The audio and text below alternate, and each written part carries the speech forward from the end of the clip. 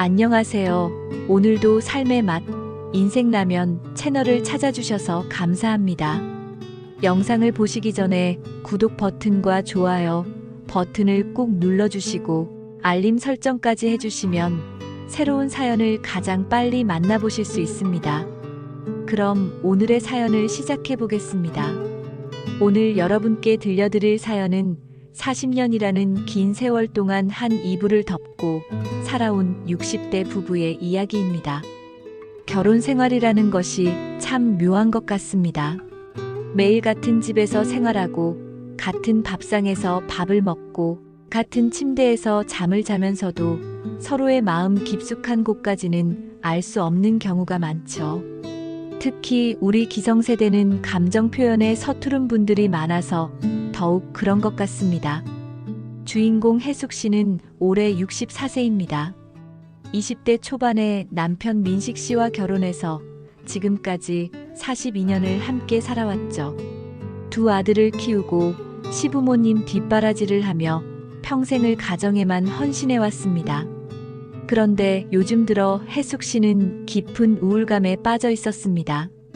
남편 민식 씨는 3년 전 회사에서 정년 퇴직을 했습니다. 40년 가까이 성실하게 직장 생활을 해온 그였지만 퇴직 후에는 완전히 다른 사람이 된 것 같았어요. 아침에 일어나서는 소파에 누워 TV를 틀어놓고 하루 종일 채널만 돌리고 있었죠. 혜숙 씨가 말을 걸어도 응, 그래라는 단답형 대답뿐이었습니다. 여보, 오늘 날씨 좋은데 공원이나 좀 산책하러 갈까요? 아, 귀찮아. 그냥 집에 있자. 그럼 친구들이랑 만나서 차라도 한잔 하세요. 만날 사람도 없고 할 말도 없어. 이런 식의 대화가 매일 반복되었습니다. 혜숙 씨는 처음에는 남편이 퇴직 후 적응기를 겪고 있는 것이라고 이해하려고 했어요. 하지만 시간이 갈수록 민식 씨는 점점 더 무기력해졌고 혜숙 씨와의 대화도 줄어들었습니다. 설상가상으로 두 아들마저 각자의 생활에 바빠 집에 오는 일이 드물어졌어요. 큰아들은 직장 때문에 다른 도시로 이사를 갔고 둘째는 결혼 준비로 바쁘다며 연락도 뜸해졌습니다.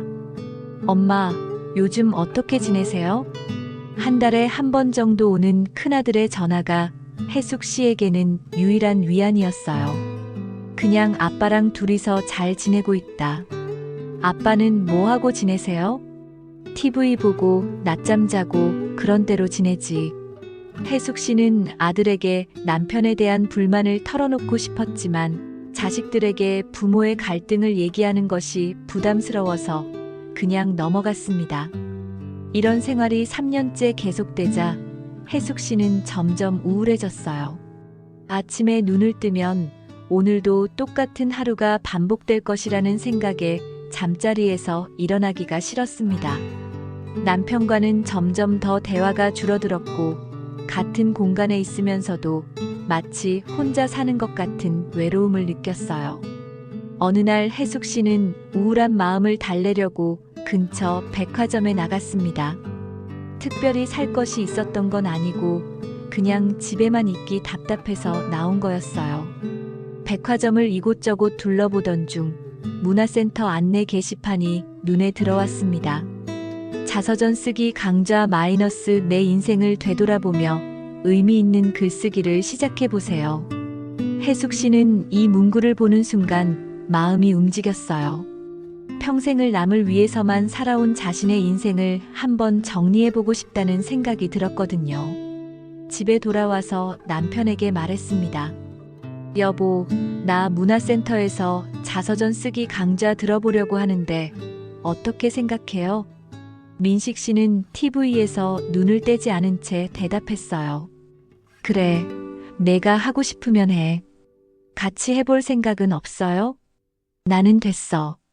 귀찮아. 혜숙 씨는 남편의 무관심한 반응에 서운했지만 혼자라도 새로운 일을 시작해보기로 했습니다. 이틀 후 혜숙 씨는 백화점 문화센터 자서전 쓰기 강좌에 참석했어요. 강의실에는 비슷한 나이대의 사람들이 10명 정도 앉아 있었습니다. 대부분 여성분들이었고 남성은 두세 명 정도였어요. 강사는 40대 중반으로 보이는 여성이었습니다. 안녕하세요, 여러분. 저는 이번 자서전 쓰기 강좌를 맡게 된 김선영입니다. 앞으로 12주 동안 여러분과 함께 각자의 인생 이야기를 글로 풀어내는 시간을 가져보겠습니다. 자서전이라고 해서 거창한 걸 생각하실 필요는 없어요. 여러분이 살아오신 인생에서 기억에 남는 순간들, 소중했던 사람들, 힘들었던 시간들을 솔직하게 써보시면 됩니다.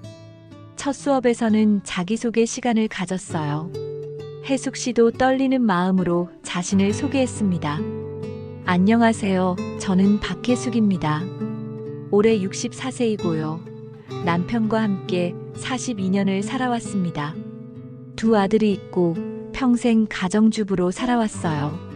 요즘 들어 제 인생이 너무 평범했던 것 같아서 한번 정리해보고 싶어서 이 강좌에 참여하게 되었습니다.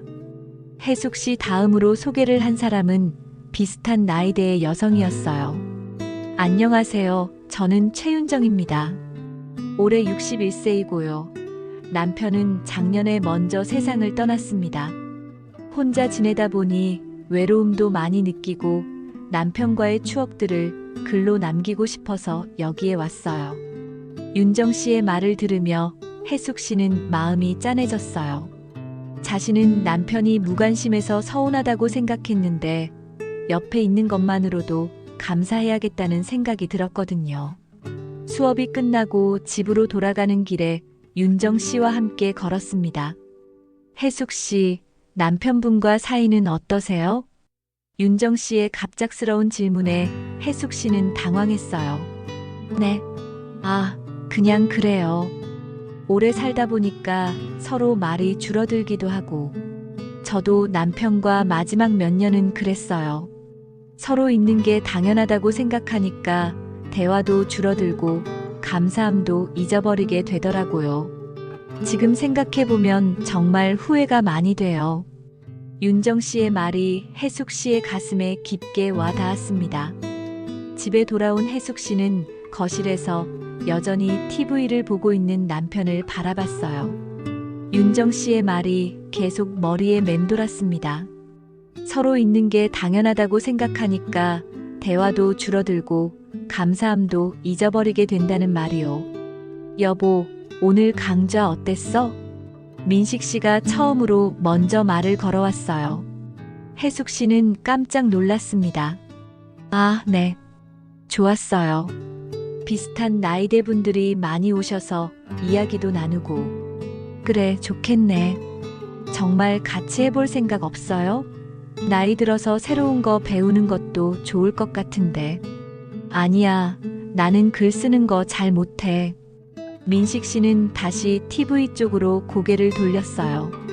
혜숙 씨는 또다시 서운함을 느꼈지만 윤정 씨의 말을 생각하며 참았습니다. 자서전 쓰기 강좌가 시작된 지 한 달이 지났어요. 혜숙 씨는 매주 화요일과 목요일, 일주일에 2번씩 강좌에 참석했습니다.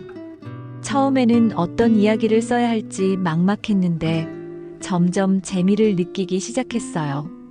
첫 번째 과제는 내가 태어나고 자란 곳에 대해 쓰는 것이었습니다. 혜숙 씨는 자신이 태어난 시골 마을 이야기부터 시작했어요. 저는 전라도의 작은 시골 마을에서 태어났습니다. 우리 집은 초가집이었고 마당에는 감나무 한 그루가 서 있었어요. 가을이 되면 그 감나무에 주황색 감들이 주렁주렁 매달려서 정말 예뻤습니다. 어머니는 그 감을 따서 곶감을 만들어 겨울 내내 간식으로 주셨죠. 이런 식으로 어린 시절의 추억들을 하나씩 끄집어내서 글로 쓰기 시작했어요. 글을 쓰다 보니 까마득히 잊고 있었던 기억들이 되살아났습니다. 두 번째 과제는 가장 행복했던 순간에 대해 쓰는 것이었어요. 혜숙 씨는 민식 씨와 신혼 시절을 떠올렸습니다. 결혼 초기에 남편과 함께 한강을 산책했던 기억이 납니다. 당시에는 지금처럼 한강공원이 잘 정비되어 있지 않았지만 강변을 따라 걸으며 앞으로의 꿈들을 이야기했어요.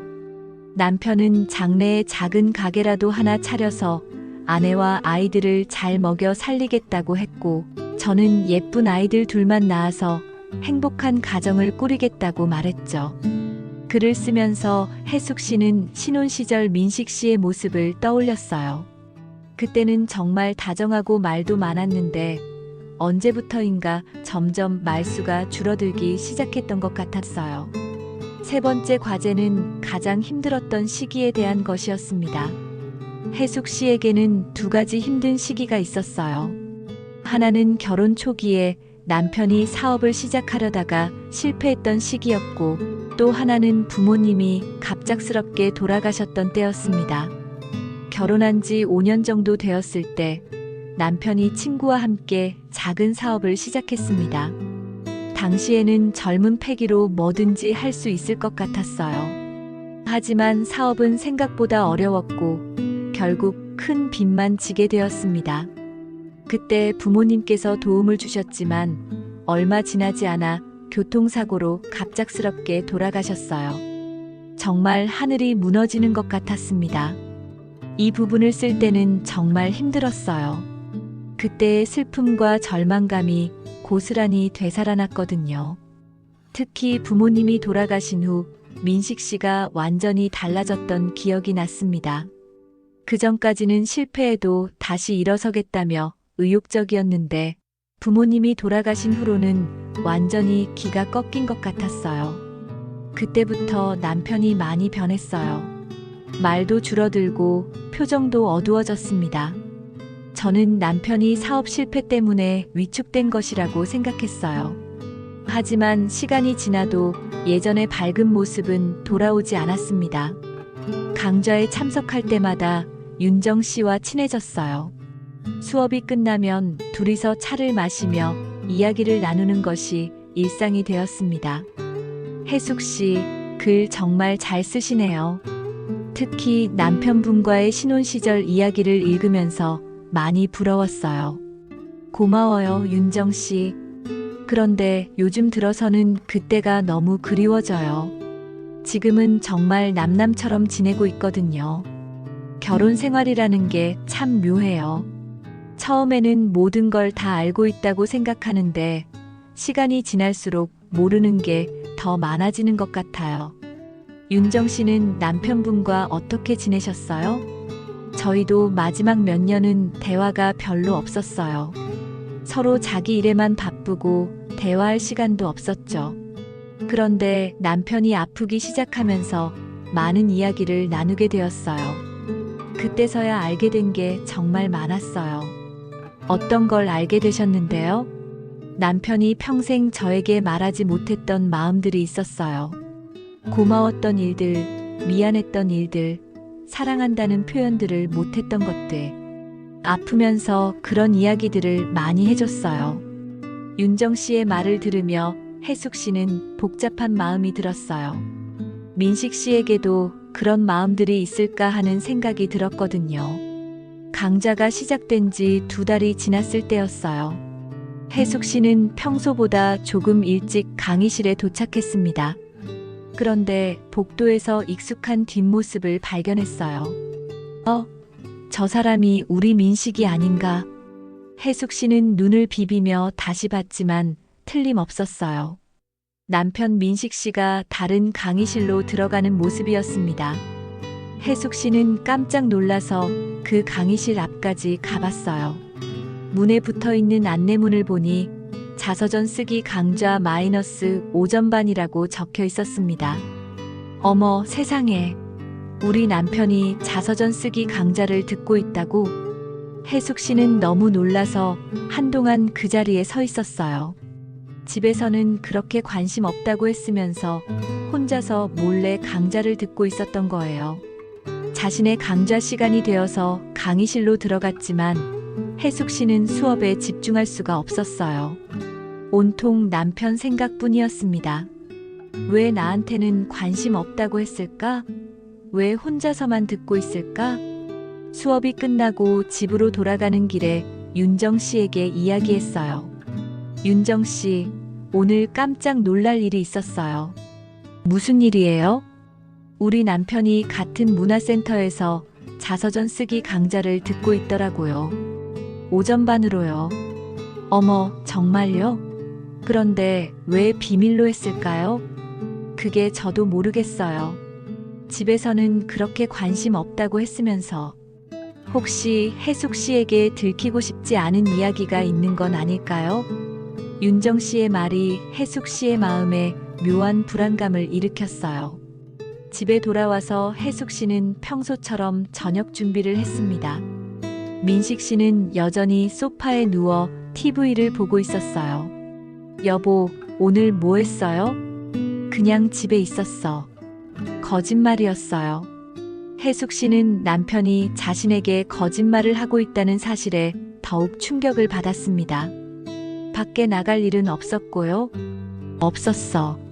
민식 씨는 여전히 TV를 보며 대답했어요. 혜숙 씨는 더 이상 묻지 않았지만 마음속으로는 복잡한 감정들이 휘몰아쳤습니다. 42년을 함께 살아온 남편이 나에게 거짓말을 하고 있다니. 도대체 무슨 일일까? 혹시 다른 여자라도 있는 건 아닐까? 그날 밤 혜숙 씨는 잠을 이룰 수가 없었어요. 온갖 상상들이 머리를 스쳐 지나갔습니다. 혹시 민식 씨가 강의실에서 만난 여성과 무슨 일이 있는 건 아닐까? 아니면 자신 몰래 다른 계획을 세우고 있는 걸까?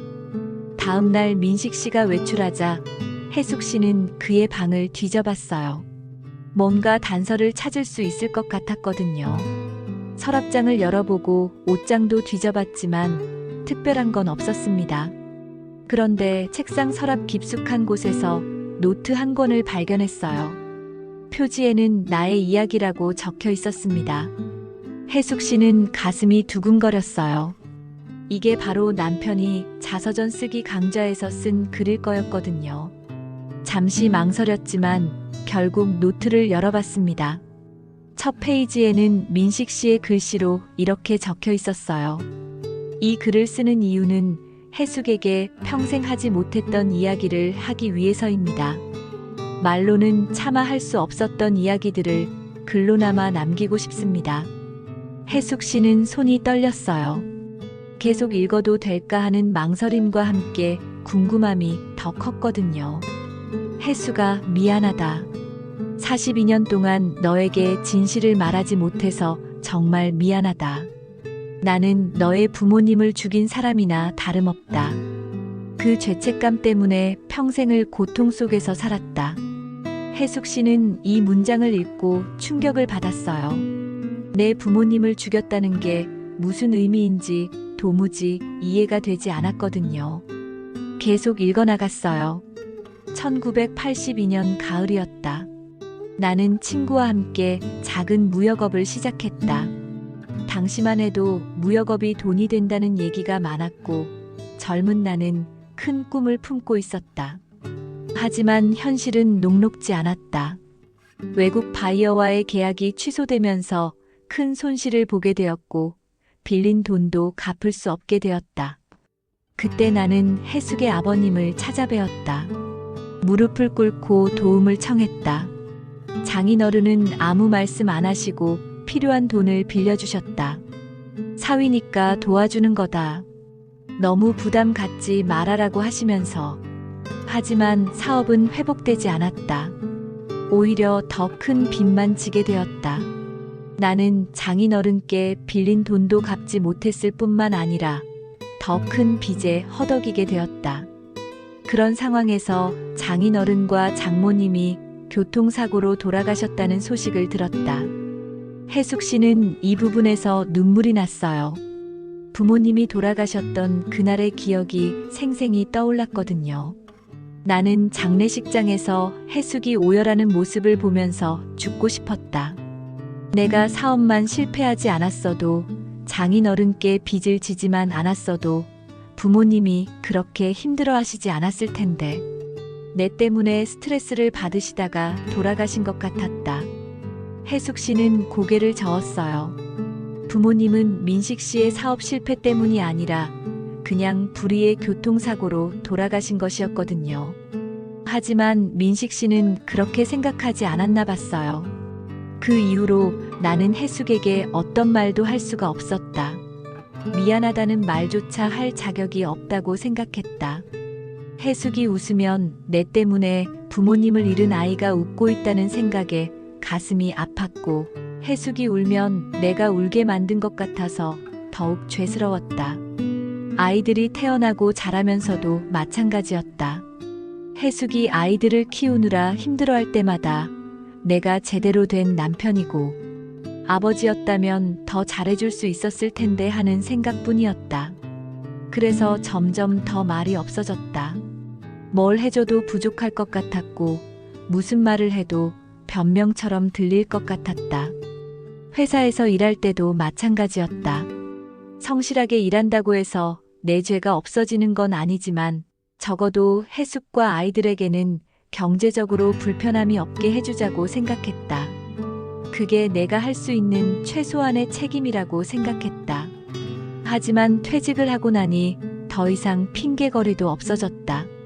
집에만 있으니 해숙과 마주칠 시간이 많아졌고, 그럴 때마다 내 죄책감은 더욱 커졌다.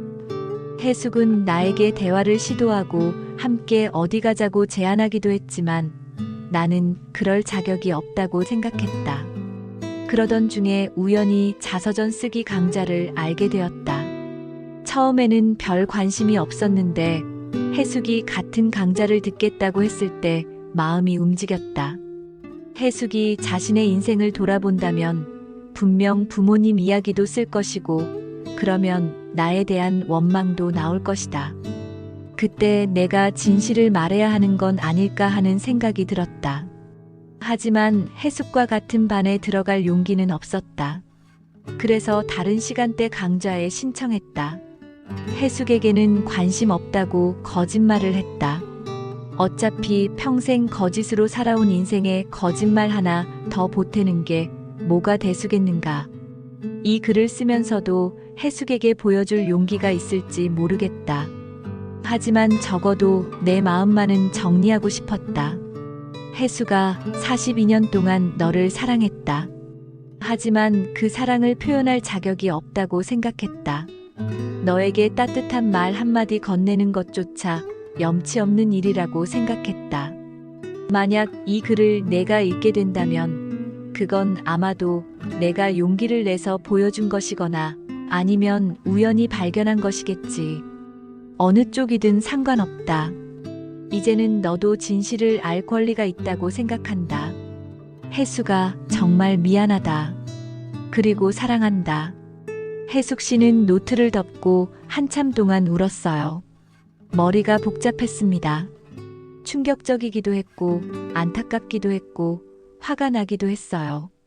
이 사람이 42년 동안 이런 생각을 하고 살았다고? 내 부모님이 돌아가신 건 교통사고였는데 왜 자기 탓이라고 생각했을까? 그리고 왜 나한테 말하지 않았을까? 해숙 씨는 민식 씨가 돌아오기 전에 노트를 원래 자리에 놓아두었어요. 하지만 그날 저녁 식사 시간은 정말 어색했습니다. 여보, 밥 맛있게 드세요. 응, 고마워.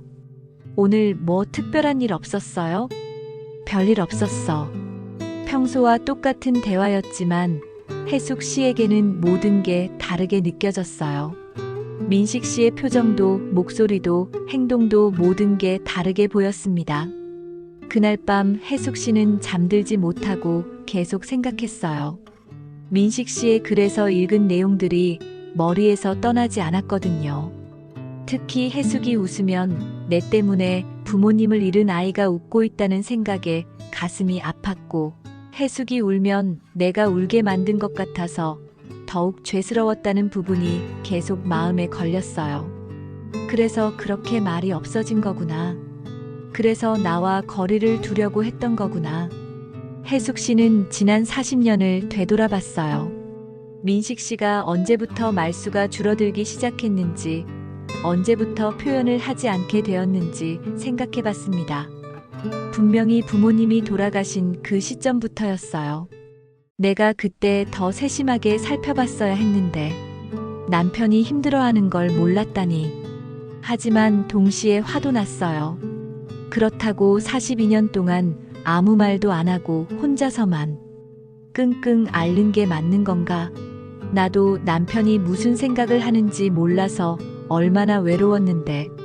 다음날 자서전 쓰기 강좌에 갔을 때 혜숙 씨는 윤정 씨에게 고민을 털어놓았어요.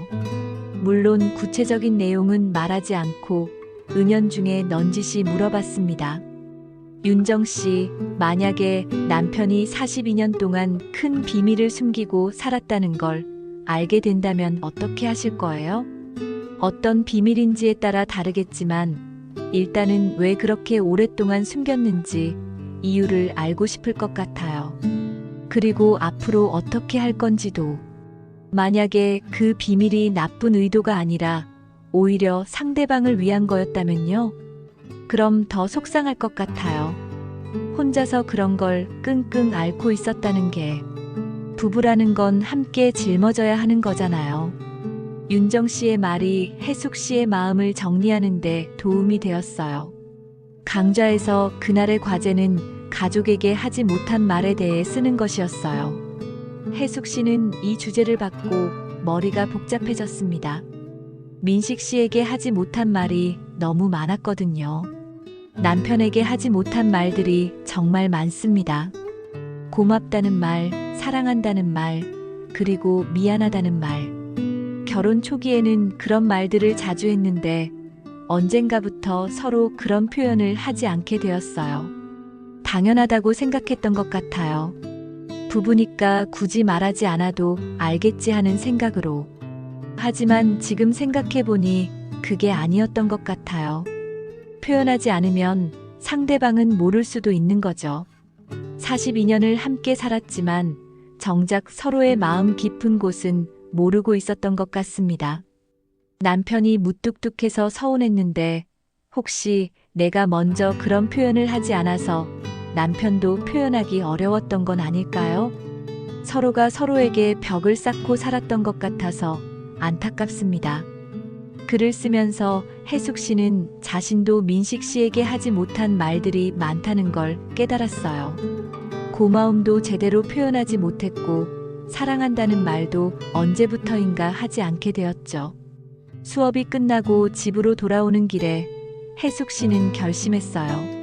민식 씨와 진솔한 대화를 나눠보기로 한 거예요. 더 이상 이런 식으로 지낼 수는 없었거든요. 집에 도착했을 때 민식 씨는 여전히 거실에 앉아 TV를 보고 있었어요. 혜숙 씨는 심호흡을 하고 민식 씨 옆에 앉았습니다. 여보, 우리 이야기 좀 할까요? 민식 씨가 깜짝 놀라며 혜숙 씨를 바라봤어요. 무슨 이야기? 우리 결혼 생활 이야기요.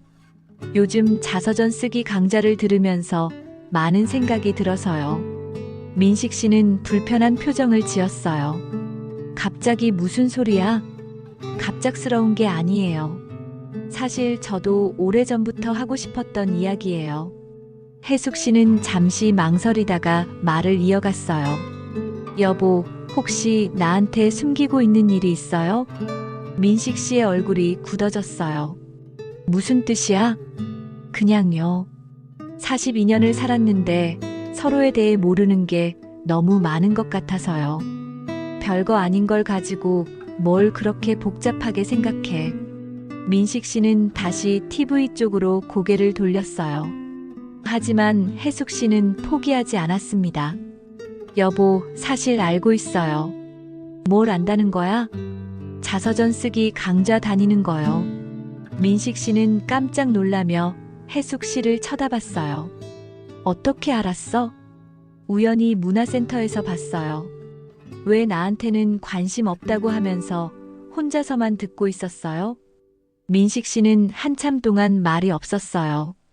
그러다가 깊은 한숨을 쉬었습니다. 그냥 혼자 해보고 싶었어. 왜요? 같이 하면 안 되는 건가요? 너랑 같이 하기엔 내가 쓸 얘기가 너무 무거워. 혜숙 씨는 가슴이 두근거렸어요. 이제 진짜 이야기를 할 때가 온 것 같았거든요. 어떤 얘기인데요? 민식 씨는 또다시 긴 침묵을 지켰어요. 혜숙 씨는 참을성 있게 기다렸습니다. 혜숙아, 민식 씨가 처음으로 혜숙 씨의 이름을 불렀어요. 오랜만에 듣는 자신의 이름이 낯설게 느껴졌습니다. 왜요? 나 너한테 평생 못한 얘기가 있어. 무슨 얘기예요? 민식 씨는 한참 동안 망설이다가 입을 열었어요. 너 부모님 일 말이야. 혜숙 씨는 긴장했어요.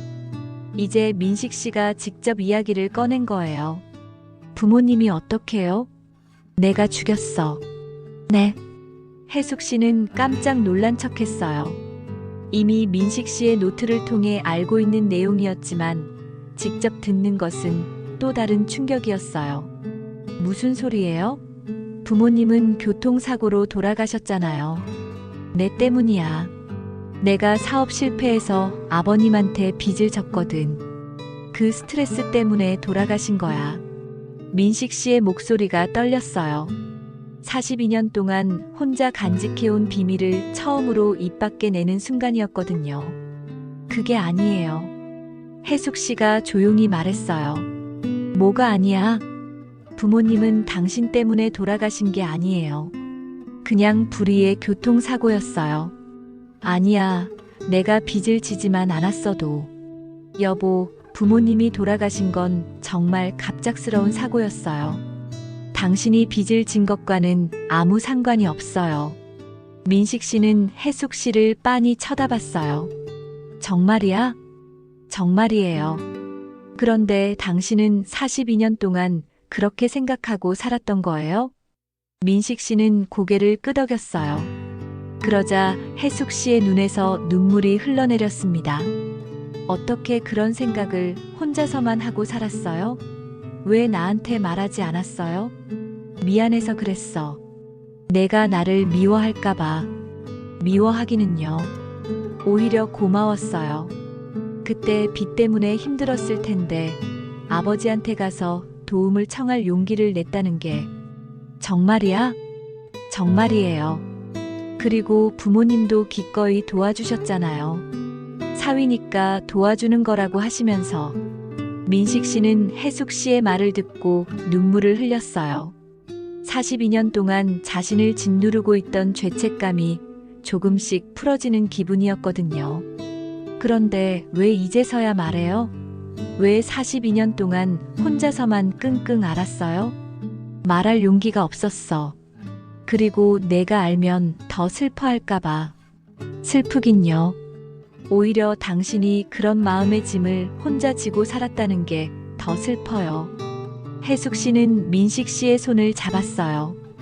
오랜만에 잡는 남편의 손이었습니다. 여보, 앞으로는 이런 거 혼자 끙끙 앓지 말아요. 우리 부부잖아요. 미안해, 혜숙아. 정말 미안해. 민식 씨는 계속 눈물을 흘렸어요. 42년 동안 참았던 눈물이 쏟아지는 것 같았습니다. 미안하긴요.